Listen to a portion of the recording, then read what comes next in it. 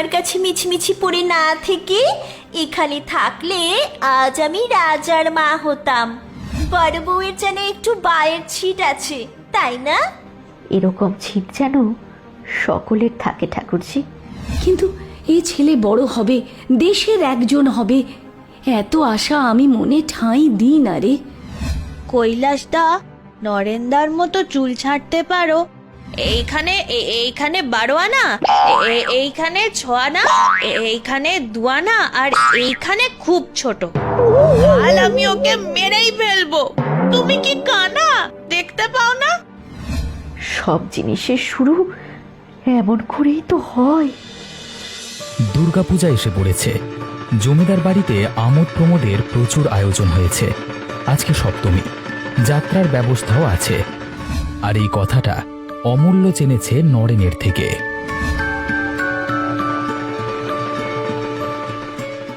ছোট মা, যাত্রা হচ্ছে, দেখতে যাব? হচ্ছে নাকি হবে?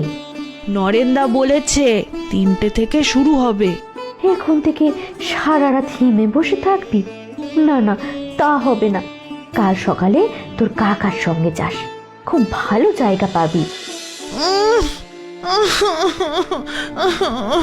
তুমি আমাকে এখনই পাঠিয়ে দাও। কাকা হয়তো যাবেন না, না হলে অনেক বেলায় যাবেন। না না না, তুমি আমাকে এক্ষুনি পাঠিয়ে দাও। যাত্রা শুরু হবে 3টে-4টের সময়। শুরু হোক, চাকর দিয়ে তোকে পাঠিয়ে দেব। এখন শো দেখে নি।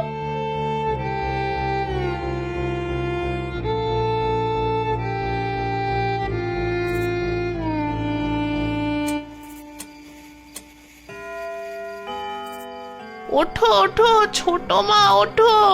3টে-4টে বেজে গেল। আরে 7টা বেজে গেল, কখন যাব? অমূল্য নিজের ভুল বুঝতে পেরে চুপটি করে আবার শুয়ে পড়ল। অমূল্য, কি হলো রে? বাবারে, মানুষের ঘরে আগুন লাগলেও তো এভাবে তোলে না, যেমন ভাবে ও আমাকে তুলছে। আচ্ছা যা, কিন্তু ওখানে গিয়ে কারোর সাথে ঝগড়া করিস নে। আজ ওর চোখে আর ঘুম আসবে না। ভৈরবকে দিয়ে পাঠাই।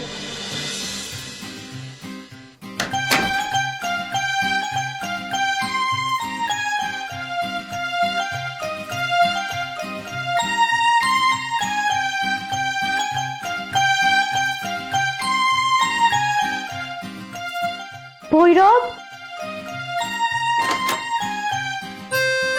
বাছা আমার যাত্রা দেখতে যাবে, দিয়ে আয় তো।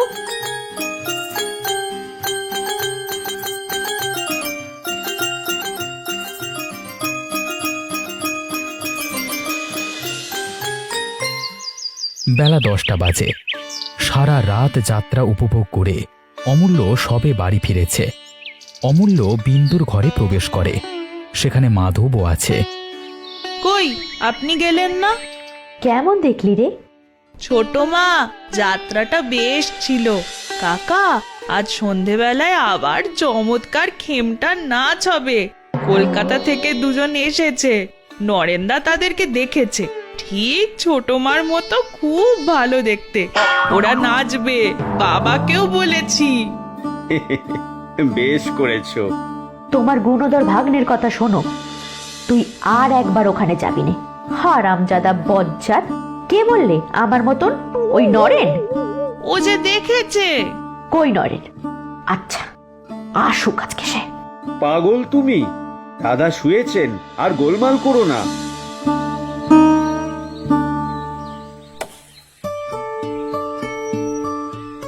দিদি, পুজো বাড়িতে নাচ দেখতে যাব, দেখে এক্ষুনি ফিরে আসবো। তোর মাকে জিজ্ঞাসা কর গিয়ে। না দিদি, এক্ষুনি ফিরে আসবো। তুমি বলো, আমি যাই।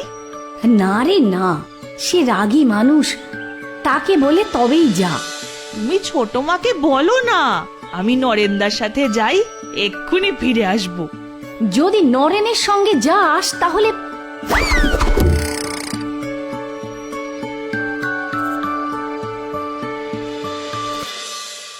দিদি, অমূল্যকে দেখেছো? তখন থেকে ডেকে যাচ্ছি। ওই কি নাচ হবে নরেনের সঙ্গে, তাই দেখতে গেছে। আরে সে এখনই আসবে। কে যেতে বলেছে? তুমি? অমূল্য বাড়ি ফিরে যেই শোনে তাকে তার ছোট মা ডাকছে, সে গিয়ে তার বাবার খাটের এক ধারে শুয়ে পড়ল। কি রে অমূল্য?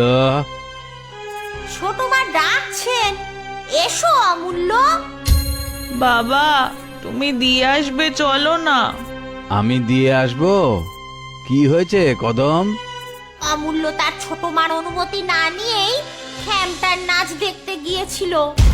হ্যাঁ, এ তোমার ভারী অন্যায় হয়েছে। ঠিক আছে, চলো, আজ যাচ্ছি আমি।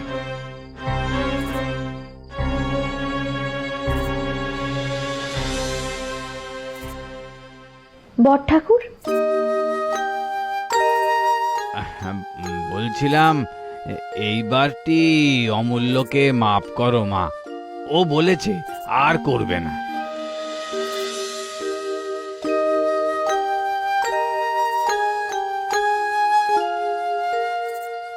তা হ্যাঁ রে, তুই কি আমার ওপর রাগ করেছিস? আমি তোমার উপর রাগ করছি না দিদি, কিন্তু এখানে আর আমার থাকা চলবে না। অমূল্য তো না হলে একেবারে বিগড়ে যাবে। আমি যদি মানা না করতাম তাহলেও একটা কথা ছিল, কিন্তু মানা করার সত্ত্বেও ওর এত বড় সাহস হলো কি করে? তখন থেকে শুধু আমি এই কথাই ভাবছি। তার উপরে বজ্জাতি বুদ্ধি দেখো, আমার কাছে যায়নি, এসেছে তোমার কাছে।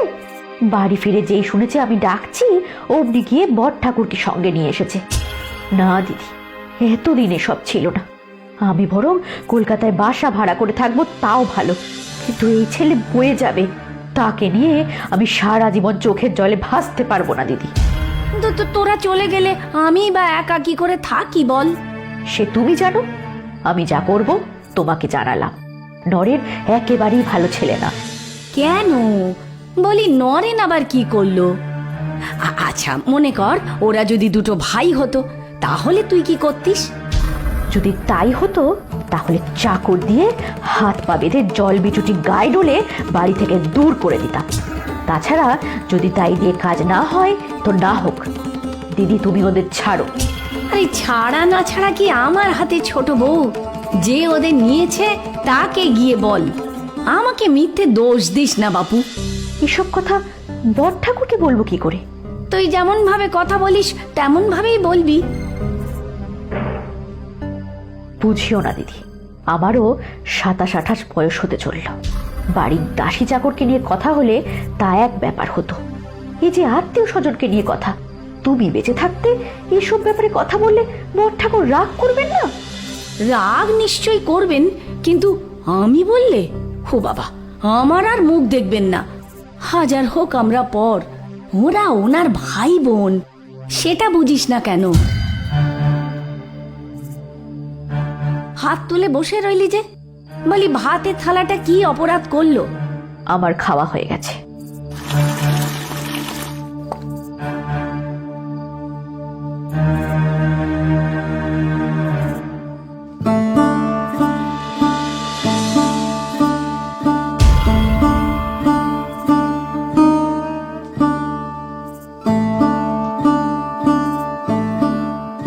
অমূল্য গেল কোথায়? আজ দেখছি আমার বিছানায় শুয়ে ঘুমোচ্ছে। যাই তুলে দিয়ে আসি। না না, থাক।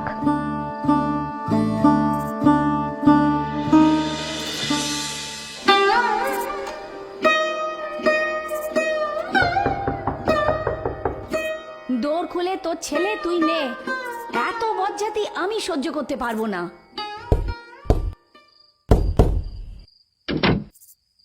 বাবারে বাবা, ঢের হারামজাদা ছেলে দেখেছি ছোট বউ, এর মতো একটাও দেখিনি। রাত 2টো বাজে চোখের পাতা দুটো এক করতে দিল না। এই বলে খিদে পেয়েছে, এই বলে মশা কামড়াচ্ছে, এই বলে জল খাবো, এই বলে বাতাস করো। না না না না ছোট বউ, আমি সারা দিন খাটাখাটনি করি, এই রাতটুকু না ঘুমোলে আমি বাঁচি কিভাবে?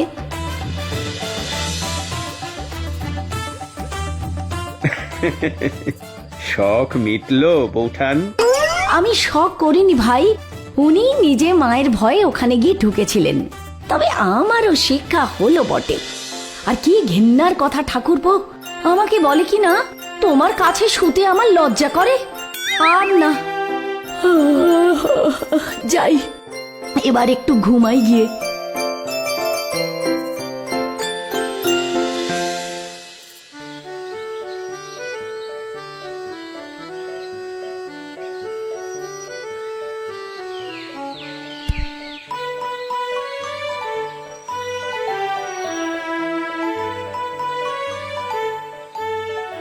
দিদি, বাবা মা তীর্থে যাবে, তাই পালকি পাঠিয়েছে।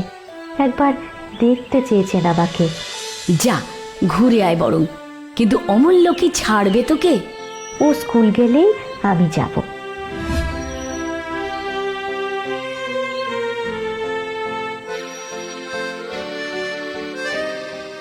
ও ছোট মা, পায়ে আলতা পরছো কেন? আজ পড়তে হয়। ওমা, গায়ে এত গয়না কেন? কবে তোর বউ এসে পড়বে বলে আমাদের কি কিচ্ছু পড়তে নেই? যা স্কুলে যা। দিদি, এত হাসছো কেন? আমি তো আর স্কুল যাব না। তুমি কোথায় যাচ্ছ? তাই যদি যাই, তোর হুকুম নিতে হবে নাকি? আমিও যাব। ও যে এত সহজেই স্কুলে যাবে ভাবতে পারিনি। কিন্তু কি শিয়ানা দেখেছিস? বলে আলতা পড়ছো কেন, গায়ে এত গয়না কেন? কিন্তু আমি বলি নিয়ে যা, না হলে ফিরে এসে তোকে দেখতে না পেয়ে ভারী হাঙ্গামা করবে বাপু। তুমি কি মনে করেছো দিদি সে স্কুলে গেছে? কখনো না। কোথায় লুকিয়ে বসে আছে দেখো, ঠিক সময় এসে হাজির হবে। আসি দিদি।